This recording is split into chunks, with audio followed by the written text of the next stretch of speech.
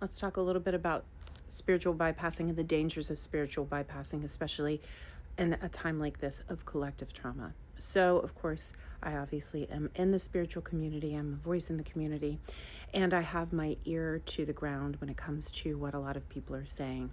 And so, what I am seeing right now, and the message that we have been given for a very, very long time was that all of this was coming. Yes, all of this needed and needs to happen. That is absolutely true. Do I think that or do I know that we are going to get to the other side of this? This is a time of pulling down, of deconstructing 1000%.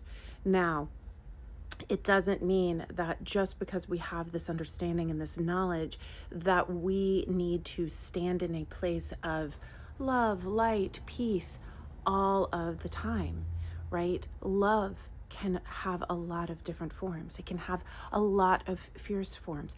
Anger can be, in many ways, forms of love, right? We talked about the divine feminine and how the divine feminine rage is very, very different than masculine rage, right? It is a tool of creation rather than destruction.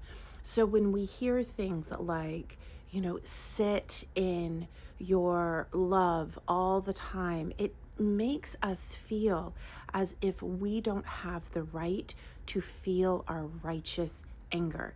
And though the people who are speaking about this may not necessarily mean it in that sense, what they are doing is they are, without explaining it, removing permission for people to feel all of the emotions that they are and should be feeling right now. All of these emotions that are looked at as dense emotions are actually maybe a little bit slower in their vibrational frequency, but they are all part of what I look at as the continuum, all part of the universe, all part of source. So they all have their place, they all have their value. And feeling these emotions, letting these emotions move through you is not the issue. What really is the problem is when you sit in them and let them stagnate. If you're constantly moving them, if you're using alchemy, right, and transmutation, you're taking that righteous anger and you're turning it into action, you're turning it into compassion and action, you are loving fiercely. That is not the problem, right? The problem is when you let it sit in you and simmer and not move around and calcify.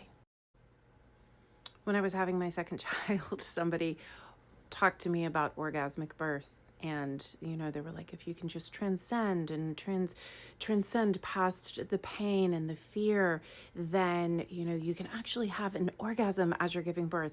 That did not go very well for them because I had already had a child.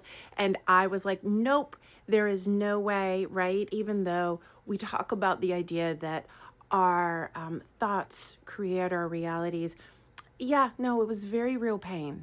And though I had the understanding that the pain was for something, that it was really, really important that, I experienced this, there was an amazing payoff. It didn't mean that it hurt any less. And to diminish my experience was not beneficial.